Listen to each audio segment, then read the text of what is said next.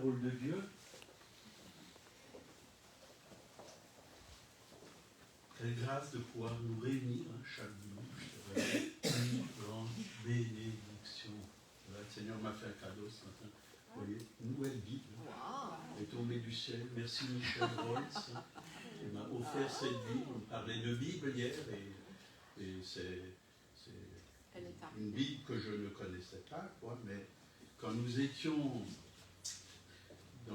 en Ardèche, donc on était dans une ferme en vacances et dans cette ferme il y avait une grange avec du foin et il y a eu une persécution.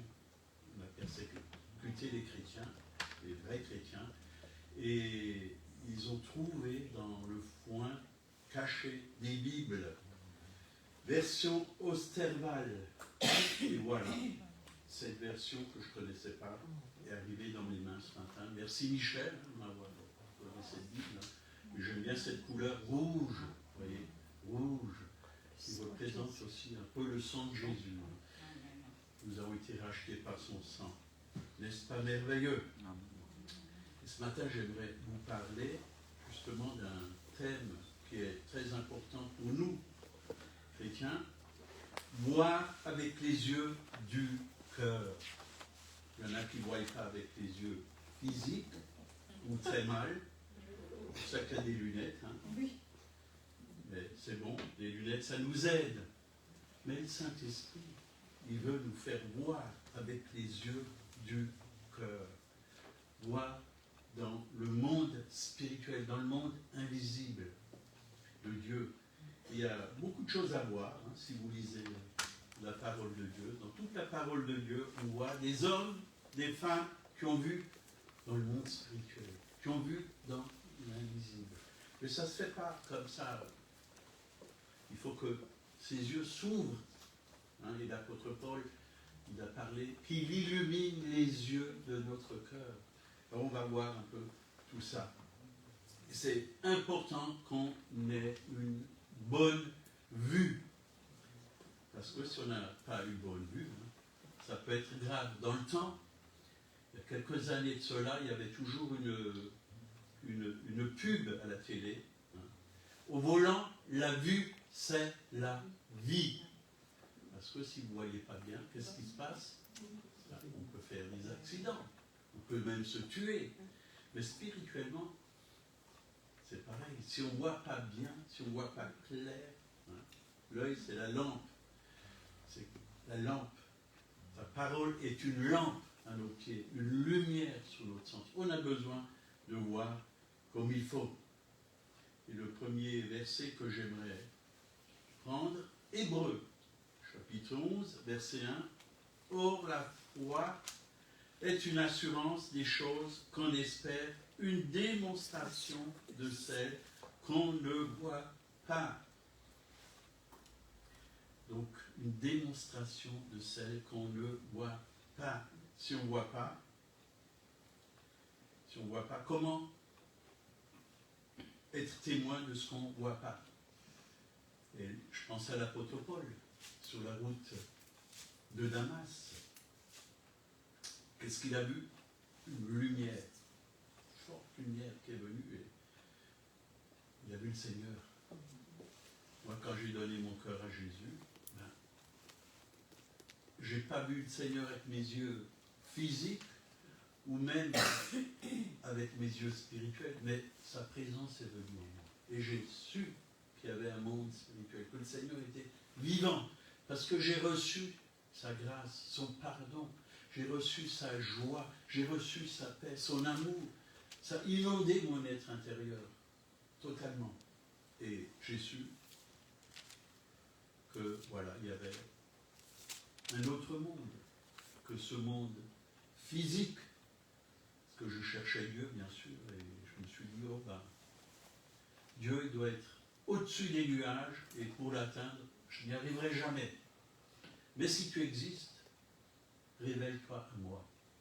Et un jour, alors que j'étais sous effet de drogue, hein, je me rappelle, j'étais assis à Guebwiller, au-dessus, là, sur les montagnes, dans les vignes, il y avait un banc, et j'ai dit ça au Seigneur, je me rappelle très bien. Quelques années après seulement, c'est s'est produit.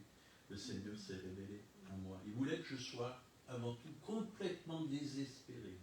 Et quand j'étais complètement désespéré de tout, d'ailleurs je voulais me couper les veines ce jour-là, c'est là où Dieu s'est révélé à moi. C'est là où Dieu s'est révélé à moi. Donc sur ce verset-là de Hébreux 11, la foi est une ferme assurance des choses qu'on espère, une démonstration de celles qu'on ne voit pas. Comment peut-être témoin de quelque chose qu'on ne voit pas? C'est avec l'esprit que nous devons voir et démontrer ce que nous espérons. Et même quand on prie, et bien souvent quand j'ai demandé quelque chose au Seigneur, je l'ai vu avec mes yeux spirituels. Je l'ai vu avec les yeux de la foi. Je l'ai vu, j'ai dit, Seigneur, je le vois spirituellement. Et je sais, je t'ai demandé, tu as dit, croyez que vous l'avez reçu. Et vous le verrez s'accomplir. J'ai cru que je l'ai reçu. Et je l'ai vu avec mes yeux spirituels. Et je l'ai reçu. C'est important. J'ai eu cette image au fond de moi-même.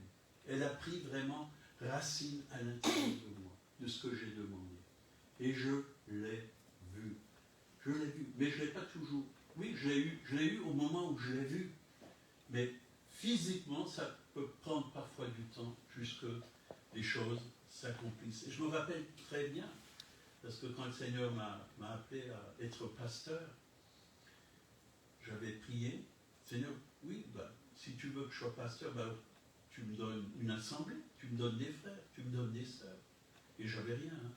Et j'ai fait cette prière, et je l'ai aussi vue, par la foi.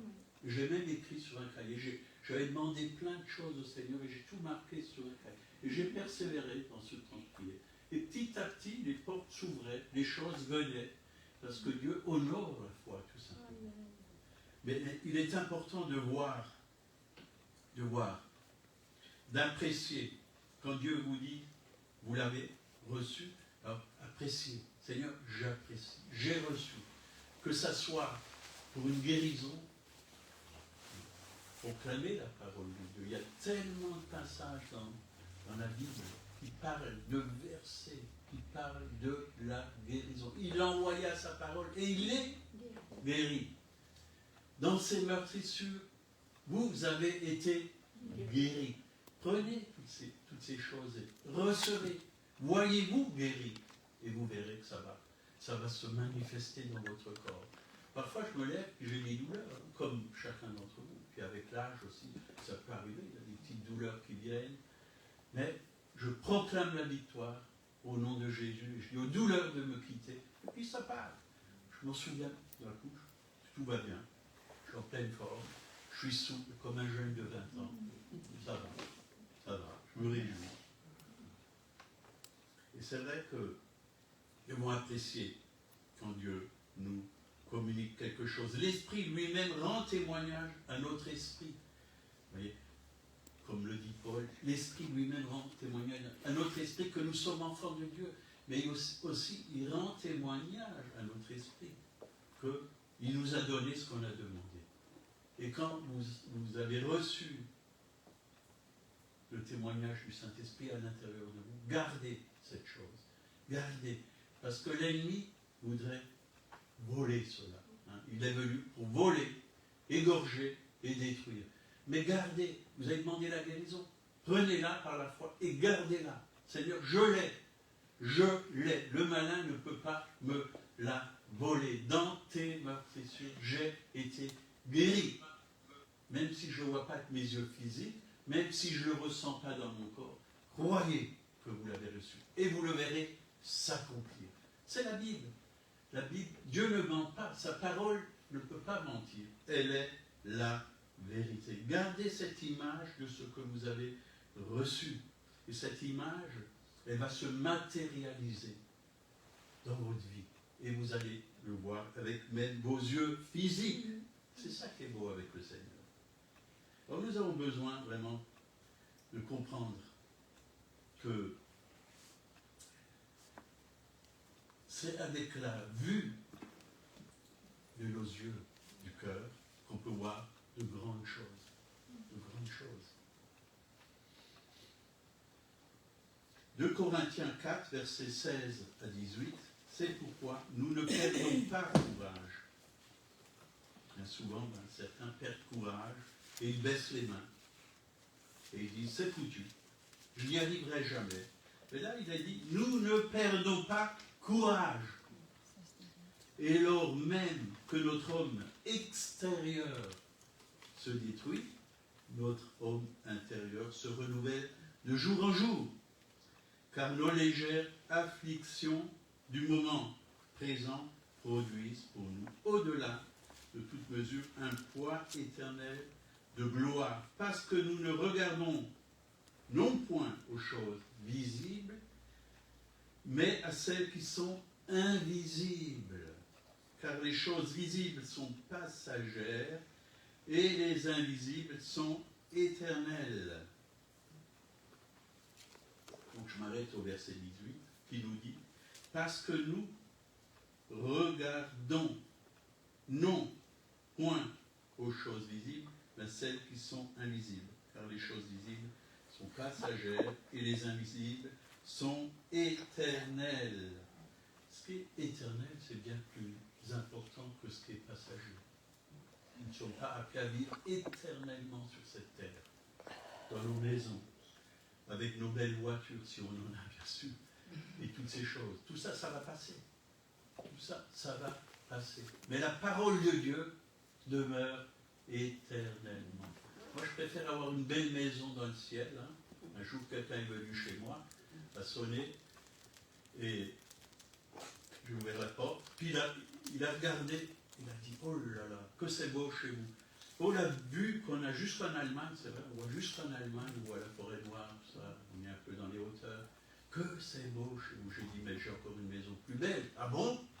J'ai dit, oui, encore plus beau. Elle est où cette maison? J'ai dit, bah écoutez, levez les yeux vers le ciel. Regardez là-haut dans le ciel, j'ai une maison. Dieu m'a préparé une demeure dans le ciel. Et celle-là, elle est éternelle. Elle est beaucoup plus belle. Celle-là, elle ne pourra pas être démolie. Elle est vraiment éternelle. Celle-là, un jour, elle va passer. Elle va passer. Donc c'est important de voir avec les yeux spirituels. Bien sûr qu'on a besoin de ces yeux physiques, c'est important aussi parce que si on voit mal, ben, c'est pas bon. On ne pourra pas bien se diriger, on ne pourra pas bien conduire avec la voiture, et ainsi de suite. On ne pourra pas bien lire, et il y a quelque temps, je voyais mal.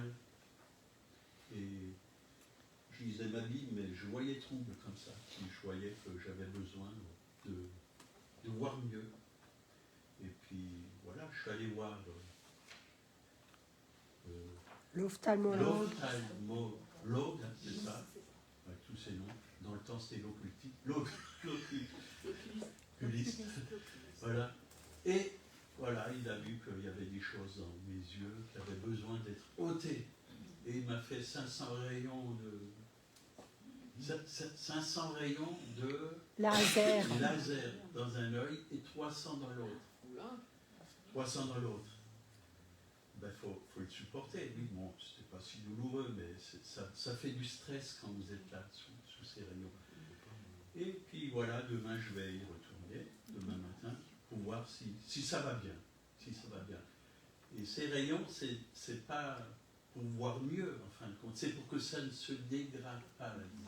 C'est pour fixer vraiment la vue, pour que puisse continuer à voir comme il faut. Donc, nous avons des yeux physiques. Voilà, ça c'est les yeux physiques, mais nous avons aussi les yeux du cœur. Ça, c'est les yeux spirituels pour voir dans le monde spirituel. Dans le monde spirituel. Et on a besoin des deux. Des deux. C'est important qu'on puisse bien voir.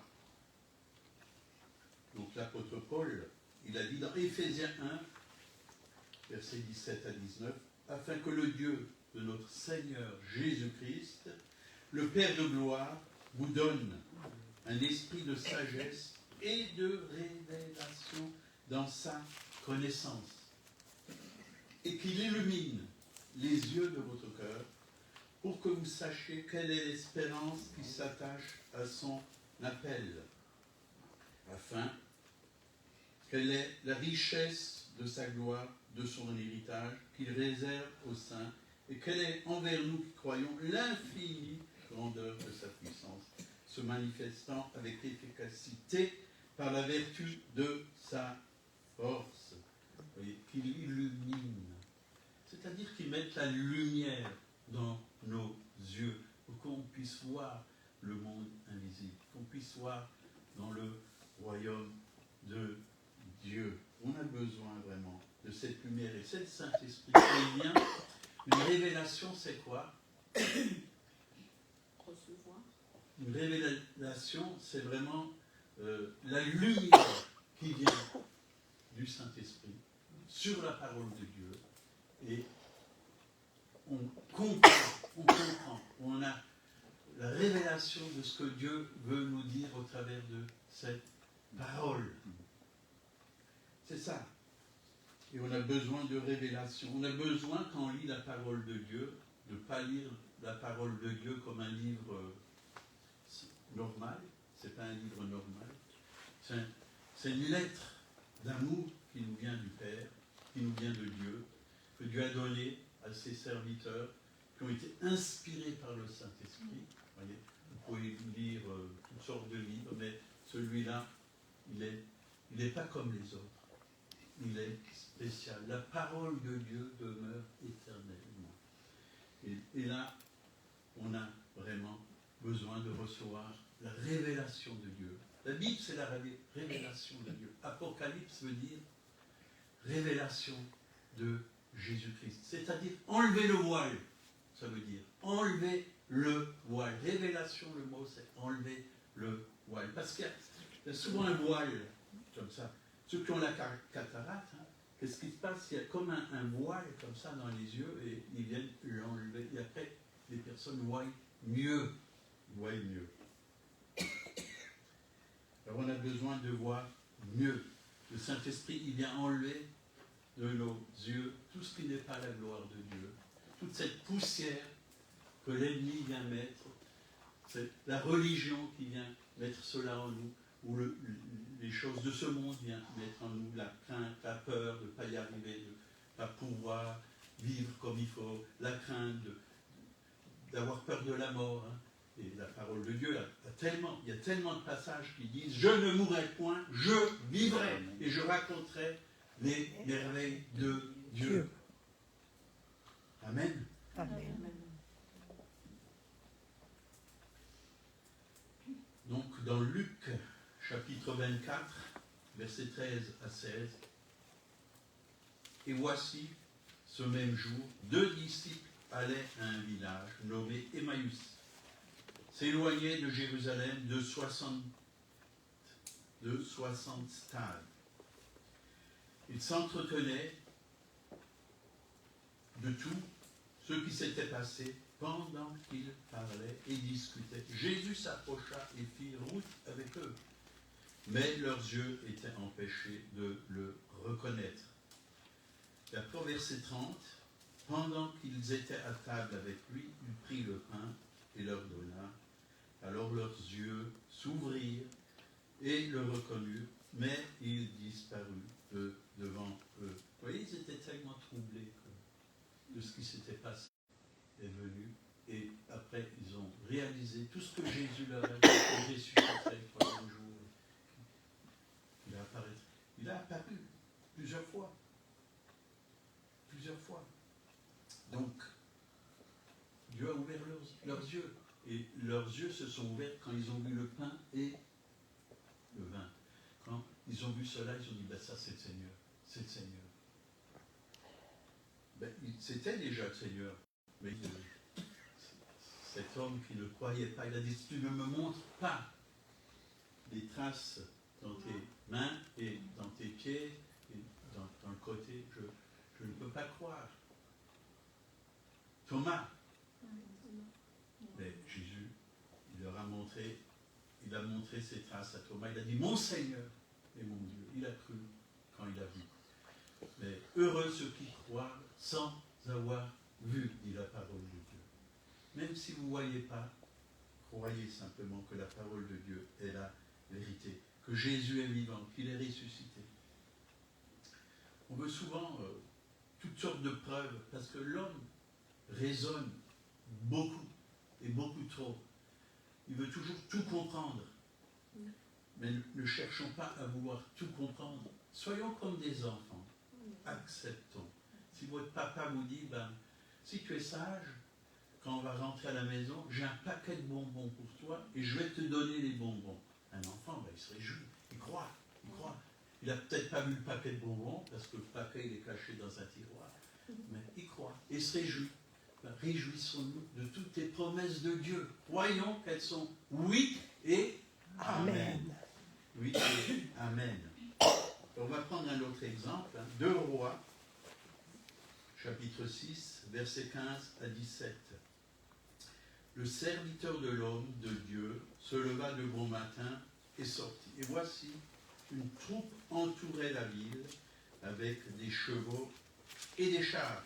Et le serviteur dit à l'homme de Dieu, « Ah, mon Seigneur, comment ferons-nous » Il répondit, « Ne crains point, car ceux qui sont avec nous sont en plus grand nombre que ceux qui sont avec eux. » Élisée pria et dit, « Éternel, ouvre ses yeux pour qu'il voie. » Et l'Éternel ouvrit les yeux du serviteur, qui vit la montagne pleine de chevaux et de chars de feu autour d'Élisée. C'est une prière qu'on peut aussi faire. Oui. Seigneur, ouvre mes yeux, que je puisse voir. Que je puisse voir. Parce que la vue, elle est parfois déformée par les choses de cette vie. Ouvre les yeux, que je puisse voir.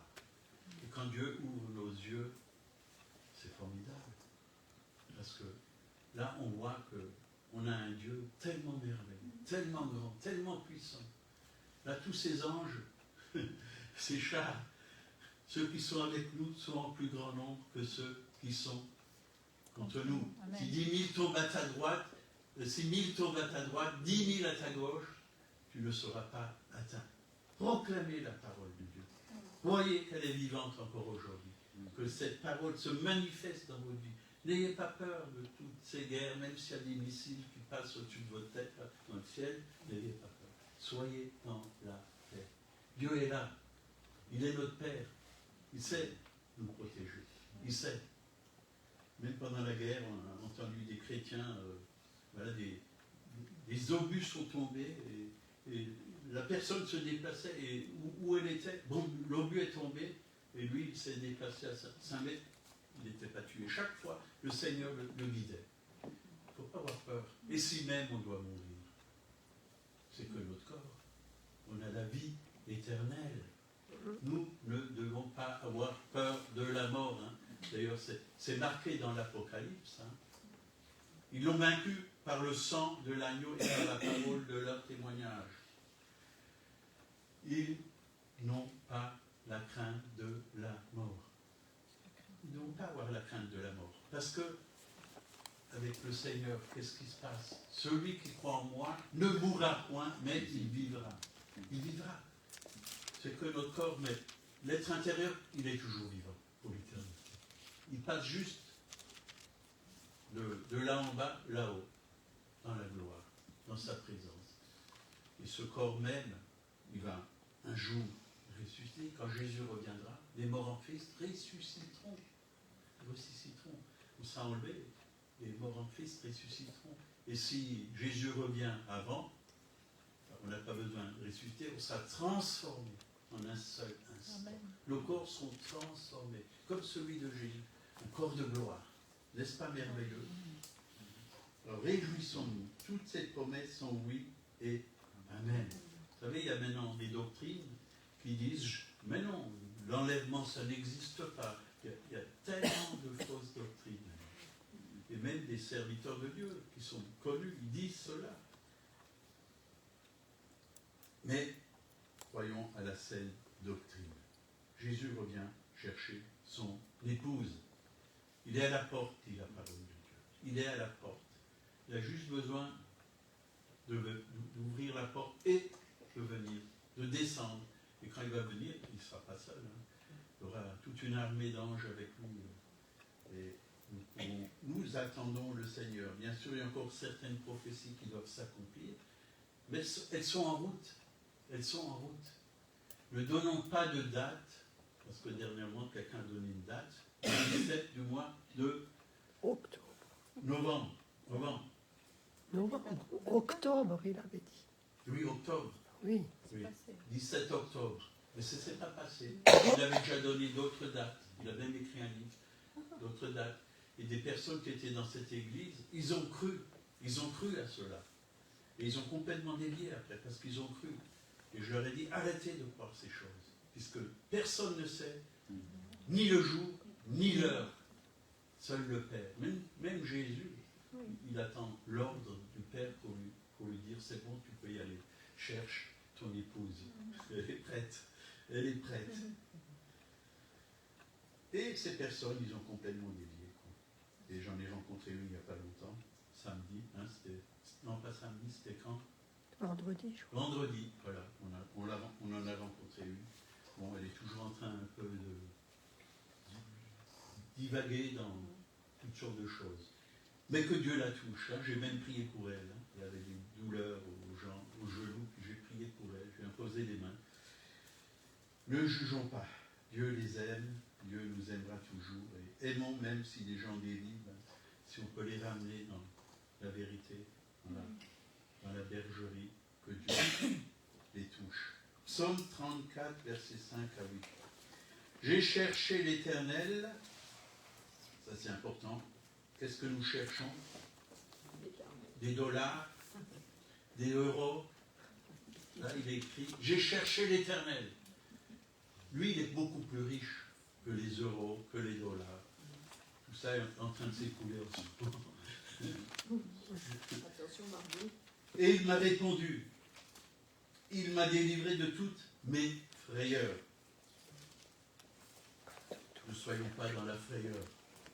Même si vous avez oublié vos lunettes à la maison, ne soyez pas dans la frayeur. Dieu, il a des lunettes pour remplacer, comme il l'a fait ce matin pour notre sœur Karine. Quand on tourne vers lui les regards, on est triste. Oh, pardon. On est rayonnant de joie. J'ai mal lu. Vous voyez quand on voit mal? Non, c'est pour blaguer là. Vous voulez voir si vous étiez attentif à la parole de Dieu. On est rayonnant de joie. Et le visage ne se couvre pas de honte. Quand un malheureux crie, que ça nous arrive d'être malheureux, ça nous arrive à tous, même à moi, parfois, je suis malheureux. Quand je regarde à tout ce qui ne va pas, je suis malheureux. Mais quand je tourne les regards vers le Seigneur, tout ce malheur, il s'en va. Tout ce malheur s'en va. L'Éternel entend et il le sauve de toutes ses détresses. Moi, j'aime bien toujours dans la vie, tout ou toutes, ces mots sont très importants. Nous avons tout pleinement en lui. Il y a plein de mots comme ça. Tout. Il a tout accompli. Tout. Et quand vous méditez sur ce mot tout ou tout, c'est très fort parce que vous commencez à faire tomber de votre esprit, de vos pensées, des faux raisonnements, de mauvais raisonnements. On limite bien souvent Dieu. Je puis tout par celui qui me porte. Tout. Tout est possible à celui qui croit. Vous voyez? Tout est possible. Donc l'ange de l'Éternel campe autour de ceux qui le craignent et les arrache au danger. Ça, je l'ai déjà vécu. Plusieurs fois. Donc il est important de voir les choses invisibles. Donc c'est quoi les choses invisibles? C'est avant tout fixer nos regards sur Jésus-Christ.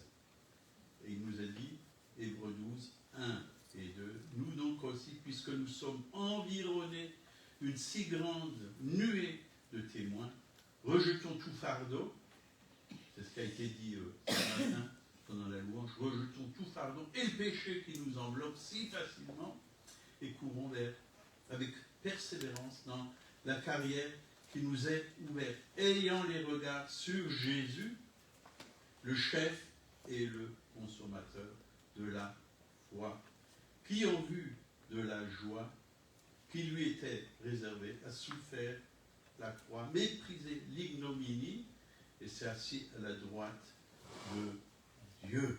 Amen. Amen. Beaucoup de choses que nous devons rejeter et regarder vers le Seigneur. Et quand on regarde vers le Seigneur, c'est des choses nouvelles que nous recevons. Amen. Des choses qui sont fortes, puissantes, éternelles, qui demeurent. Et il y a tout qui change. Notre vision change. Et c'est important que nous puissions être nés de nouveau. Parce que sinon, on ne peut pas voir dans le monde, ni entrer dans le royaume. Et Jésus l'a bien expliqué à Nicodème, hein, Jean 3, versets 3 à 6, Jésus lui répondit, en vérité, je te le dis. Quand Jésus dit 2 fois en vérité, c'est que c'est une grande vérité. C'est quelque chose de très important. Si un homme ne naît de nouveau, il ne peut voir, vous voyez, voir avec les yeux le royaume de Dieu. Parce qu'on ne connaît pas, on est aveugle à ce monde spirituel, sans la nouvelle naissance. On a besoin de la vie du Saint-Esprit en nous, la vie de Dieu en nous. Nicodème lui dit, comment un homme peut-il naître quand il est vieux? Peut-il rentrer dans le sein de sa mère et naître? Jésus répondit, en vérité, je te le dis, si un homme ne naît d'eau et d'esprit, il ne peut entrer. D'abord voir, hein, et après entrer. D'abord il faut voir, puis après on rentre.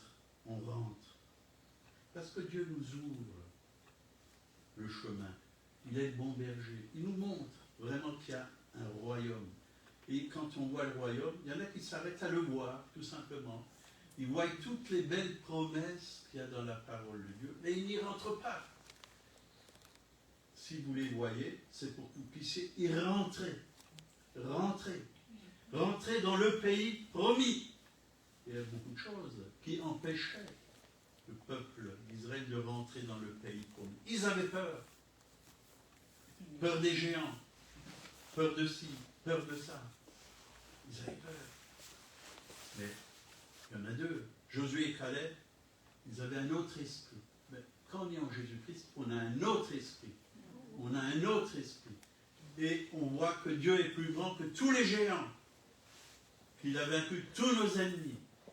Même David, hein, dans la parole de Dieu, il a dû d'abord vaincre l'ours et le lion, et après Dieu lui a donné de combattre ce géant qui avait plus de 3 mètres, Goliath. Il savait, tout le monde avait peur de ce géant, même le peuple d'Israël, sauf David. Et il est allé au nom de l'Éternel, parce qu'il savait qu'il avait un grand Dieu. Au nom de l'Éternel, on peut y aller. On peut y aller, on peut faire les œuvres de Dieu au nom du Seigneur Jésus-Christ. Il nous a donné son nom. Moi, je m'appelle Paul, plus Jésus. Au nom de Jésus. Quand je me suis marié avec, quand Monique s'est mariée avec moi, elle a hérité mon nom. Moi, j'ai hérité le nom de Jésus quand je me suis marié avec le Seigneur.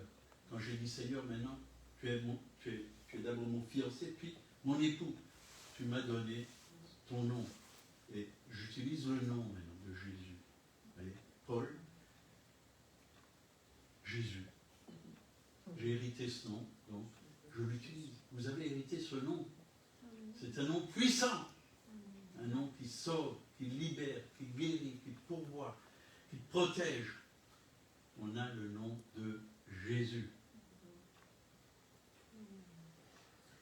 Donc, il faut d'abord voir, puis après, il faut rentrer.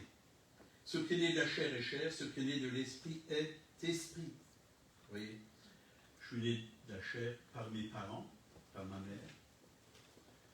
Mais, quand je suis né de nouveau, je suis né de l'esprit. J'ai une nouvelle vie. Né de Dieu. C'est la vie de Dieu en moi. J'ai la vie de Dieu en moi, on le chante. J'ai son esprit, sa nature et sa capacité. Oui, j'ai la paix de Dieu en moi, j'ai la joie, j'ai la paix, j'ai l'amour. J'ai tout pleinement en lui.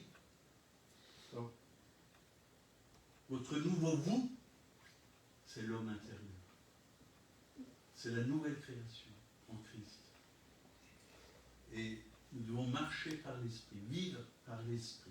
Nous ne devons plus vivre selon la chair.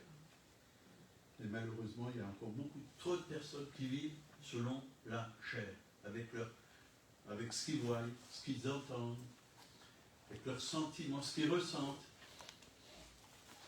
et ainsi de suite. Mais nous avons besoin d'apprendre à marcher par l'esprit. 2 Corinthiens 4, versets 3 et 4, Bible second, second 21. Si notre évangile est encore voilé, il est pour ceux qui périssent, pour les incrédules, dont le Dieu de ce monde a aveuglé l'intelligence, afin qu'ils ne voient pas briller l'éclat qui projette l'évangile de la gloire de Christ, qui est l'image de Dieu. Oui, c'est l'ennemi qui aveugle. Encore aujourd'hui, il aveugle. Mais ça ne sert à rien d'aller dans une réunion de culte ce matin. Qu'est-ce que tu vas faire? De toute façon, ça ne t'apporte rien. Ça ne t'apporte rien. Rester chez toi, tu crois que ça va t'apporter quelque chose? Tu vas te lamenter, tu vas voir les infos, tu vas voir la télé, tu vas voir toutes sortes de choses qui vont encore plus te décourager, plus te conduire vers le bas. Si tu viens à l'assemblée, tu vas manger un steak. Non. Ce qu'on a mangé hier, là. Ce dessert italien. Tiramisu. Et quand j'ai cherché ce que voulait dire tiramisu, ça veut dire tirer vers le haut. On a besoin d'être tiré par le haut. Et c'est la parole de Dieu. C'est le Saint-Esprit qui nous tire vers le haut. L'aigle, il prend vraiment toutes les difficultés. Le vent et toutes ces choses, et il se met dans ce vent pour aller toujours plus haut, plus haut, plus haut. Et plus il est haut, plus il voit loin, plus il voit vraiment clair. Il voit des kilomètres. Mais quand on est en haut avec le Seigneur, on voit de là-haut, on voit beaucoup mieux. On voit comme Dieu voit. On agit comme Dieu agit. Parce qu'on est éclairé par le Saint-Esprit. Mais quand on est éloigné de Dieu, on voit moins bien. On est loin de Dieu, mais on n'est pas loin de Dieu. Vous avez bien compris? Oui. Pas loin. Approchez-vous de lui et il s'approchera de vous. C'est important qu'on puisse être dans sa présence jour après jour. Même la nuit. Dieu nous parle la nuit. Moi, c'est souvent la nuit que le Seigneur me parle. Surtout le matin de bonne heure, vers 3, 4 heures, 5 heures. Là, le Saint-Esprit, il est là et j'entends sa voix. Et c'est clair. Quand Dieu nous parle, c'est clair. Il n'y a pas de doute. Aucun doute. C'est précieux. C'est vraiment des paroles qui tombent. C'est des perles qui tombent dans votre cœur. C'est des richesses qui tombent en vous. Vous les comprenez. Il n'y a pas de brouillard. C'est la lumière de Dieu, la lumière du Saint-Esprit. Donc, les ténèbres, ce qu'ils veulent faire, c'est cacher la gloire de Christ. Comme on vient de le lire. Alors on va quand même prendre la version de Paul. J'aime bien, parce que je m'appelle Paul, mais ce n'est pas parce que je m'appelle Paul que j'aime bien, c'est parce qu'il y a quelque chose à en tirer de la conversion de l'apôtre Paul. Acte 9, versets 17 à 19, Ananias sortit, et lorsqu'il fut arrivé dans la maison, il imposa les mains à Saul, donc il s'appelle Saul, lui, en disant, Saul, mon frère, le Seigneur Jésus, qui t'est apparu sur le chemin par lequel tu venais, m'a envoyé pour que tu recouvres la vue et que tu sois rempli du Saint-Esprit. Au même instant, il tomba de ses yeux comme des écailles et il reconnut et recouvra la vue. Il se leva et fut baptisé. Et après qu'il eut pris de la nourriture, ses forces lui revinrent. Saul resta quelques jours avec les disciples qui était à Damas. Et après, on peut prendre Acte 9, verset 3. Comme il était en chemin et qu'il s'approchait de Damas, tout à coup, une lumière venant du ciel, resplendit autour de lui, il tomba par terre. Acte 5, 8 à 9. Saül se releva de terre, et quoique ses yeux furent ouverts, il ne voyait rien. On le prit par la main, on le conduisit à Damas, resta 3 jours sans boire. Il ne mangea ni ne but. Donc la lumière que Paul a vue, il n'a pas pu la supporter. Elle était tellement puissante. C'était la lumière de Dieu. La lumière de Dieu. C'était tellement fort. Je crois que cette lumière a enlevé tous les raisonnements de l'apôtre Paul, parce qu'il avait tout un enseignement. Il était sous la loi. Il croyait bien faire en tuant, en persécutant les chrétiens. Il allait de maison en maison, il tuait tout ce qui avait la foi en Jésus-Christ. Et cette lumière, ça lui a montré vraiment qu'il y avait une autre lumière que la lumière que lui avait reçue par la religiosité. Il a reçu la lumière de Dieu, qui est vraiment une lumière plus forte, beaucoup plus forte. Et pendant 3 jours et 3 nuits, il était aveugle. Pendant ces 3 jours et 3 nuits, il a bien réfléchi. Il a bien réfléchi. Et il a vraiment réalisé que c'était Jésus, enfin, qu'il persécutait. Puisque Jésus, quand il lui est apparu, il a dit « Pourquoi me persécutes-tu » Il faisait quelque chose de mal. Mais il n'était pas conscient de ça. Pourquoi me persécutes-tu, hein? Acte 22, verset 9. Comme j'étais en chemin et que je m'approchais de Damas, tout à coup, vers midi, une grande lumière venant du ciel resplendit autour de moi. Je tombais par terre et j'entendis une voix qui me disait « Saul, Saul, pourquoi me persécutes-tu » Je répondis « Qui es-tu, Seigneur ?» Et me dit « Je suis Jésus de Nazareth que tu persécutes. » Ceux qui étaient avec moi virent bien la lumière, mais ils n'entendirent pas la voix de celui qui me parlait. La voix était à l'intérieur de lui. Il parlait, le Seigneur parlait spécialement à l'apôtre Paul. Les autres ne l'entendaient pas. C'est comme au culte, pendant le culte, parfois pendant la louange, Dieu parle à quelqu'un. Nous, on ne l'entend pas, mais la personne l'entend par le Saint-Esprit. Parce qu'elle a les yeux ouverts. Les yeux du cœur sont ouverts. Le cœur est ouvert à la présence de Dieu. Le cœur est ouvert à recevoir quelque chose de la part de Dieu. Et le Seigneur lui dit, lève-toi, va à Damas, et là on te dira ce que tu dois faire. Comme je ne voyais rien, à cause de l'éclat de cette lumière, ceux qui étaient avec moi me prirent par la main et j'arrivais à Damas. Donc Paul est venu à Damas, Paul a utilisé ses yeux physiques, puis il a vu le Seigneur qui a aveuglé ses yeux physiques et il a donc dû utiliser ses yeux spirituels. Pendant ces 3 jours, il a dû utiliser ses yeux spirituels, écouter la voix de Dieu. Alors que ses yeux physiques étaient aveuglés, Dieu a donné la vision qu'Ananias allait venir. Il pouvait donc voir avec ses yeux spirituels après 3 jours. Dieu a ouvert ses yeux physiques, les écailles sont tombées.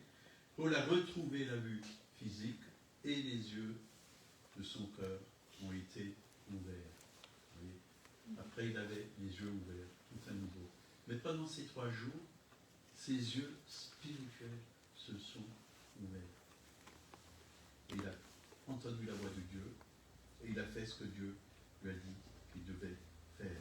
Dieu transforme notre vision. Notre vision.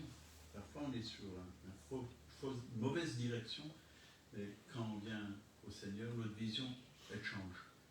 Et on réalise qu'on s'est trompé. On a pris la mauvaise voie.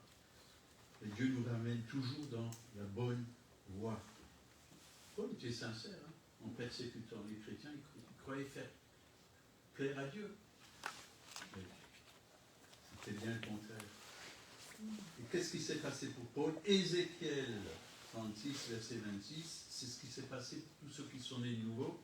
Je vous donnerai un cœur nouveau, je mettrai en vous un esprit nouveau, j'ôterai de votre cœur, de votre corps, le cœur de pierre, et je vous donnerai un cœur de chair. Je mettrai mon esprit en vous, et je ferai que vous suivez mes ordonnances, et que vous observez et pratiquez mes lois. C'est Dieu qui le fait. C'est lui qui nous donne ce cœur nouveau, ces yeux nouveaux, spirituels. D'ailleurs, Jésus, il ne faisait que ce qu'il voyait faire à son Père. Ses yeux étaient bien ouverts, il voyait dans le ciel tout ce que le Père faisait, ben lui le faisait aussi. Jean 5, 19, Jésus reprit la parole et leur dit, en vérité, je vous le dis, le Fils ne peut rien faire de lui-même. Il ne fait que ce qu'il voit faire au Père. Et tout ce que le Père fait, le Fils aussi le fait pareillement. Donc, Jésus regardait vers le Père. Et voyait tout ce que faisait le Père. Jésus voyait avec ses yeux spirituels. Il voyait le Père faire les œuvres. Et Jésus fait comme son Père. Comme son Père, il l'a fait sur la terre. Que ta volonté soit faite sur la terre comme au ciel. Vous voyez, j'ai entendu des témoignages, hein, des hommes de Dieu qui devaient vraiment annoncer l'évangile. Et pendant qu'ils priaient, Dieu leur donnait une vision. Et ils voyaient, ils ont dit, demain, tu seras sous la tente en train de prêcher, puis tu verras un paralytique. Tu iras vers lui et tu prieras pour lui. Et il va se lever. Et il a vu le paralytique, il allait vers lui, et comme la vision il a eue, il s'est levé. Dieu montre parfois des choses comme ça à l'avance. À l'avance. Quand on prie, Dieu nous montre des choses que nous devons faire. Il nous donne des directions.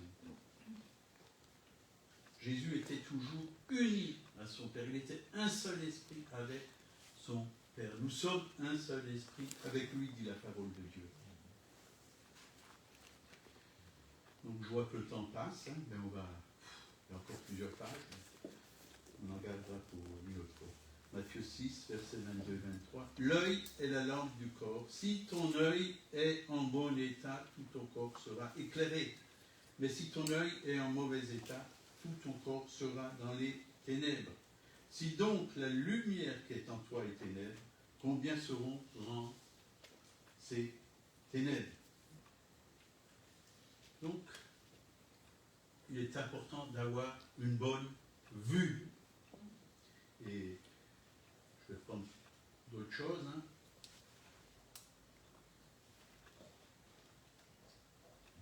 Donc il y a un verset qui dit, je ne sais pas où je l'ai, c'est pas grave. Faute de vision, mon peuple périt. Ou faute de connaissance, ça dépend des versions, mon peuple est sans frein. Il fait n'importe quoi, il n'a pas de frein. Si vous n'avez pas de frein sur votre voiture, qu'est-ce que vous faites? Vous allez où?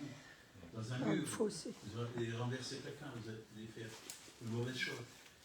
Nous avons besoin d'avoir une vision. L'Église a besoin d'avoir la vision de Dieu, pas notre propre vision. Elle peut devenir notre propre vision si on a la vision de Dieu. Parce qu'on sera unis à la vision du Saint-Esprit, à la vision de Dieu. On a besoin d'avoir une vision. Et notre vision, la vision de la fin des temps, c'est la moisson. Il y a tellement de gens dans les ténèbres, nous devons être ces témoins. Aller vers ceux qui ne connaissent pas Christ. Parler de Jésus-Christ. Arracher les âmes des ténèbres pour les faire rentrer dans le royaume de Dieu. C'est ça, la vision. Aujourd'hui, Dieu veut sauver. Il veut sauver. Il ne veut pas que les gens aillent en enfer. Il veut qu'ils rentrent dans le royaume de Dieu, dans le paradis de Dieu. On va s'arrêter là. Il y a plein de choses à dire, mais ce n'est pas grave. Seigneur, merci pour ta parole. Elle est la vérité. On a besoin que tu ouvres les yeux de notre cœur. On a besoin de voir comme toi tu vois, parler comme tu parles, agir comme toi tu agis. Seigneur, garde-nous en toi. dans ta présence. Garde-nous dans ta gloire, Seigneur. Que nous puissions être des porteurs de gloire dans ce monde, des porteurs de paix, d'amour, des porteurs de lumière, Seigneur. Et que là où il y a les ténèbres, nous puissions éclairer ceux qui sont dans les ténèbres. Tu les as vaincus, les ténèbres, il y a 2000 ans à la croix, Seigneur. Merci, Seigneur. Oui. Les ténèbres ne régneront pas toujours sur la terre. Tu nous as donné l'autorité de chasser les ténèbres dans nos villes, dans nos villages, dans notre pays. Oui, c'est toi le vainqueur, Seigneur. Et nous voulons vraiment que ta lumière brille, soit éclairée, car ta lumière arrive et la gloire du Seigneur se lève sur toi. Alléluia. Amen. Amen. Que Dieu vous bénisse. Passez une très bonne journée dans le Seigneur.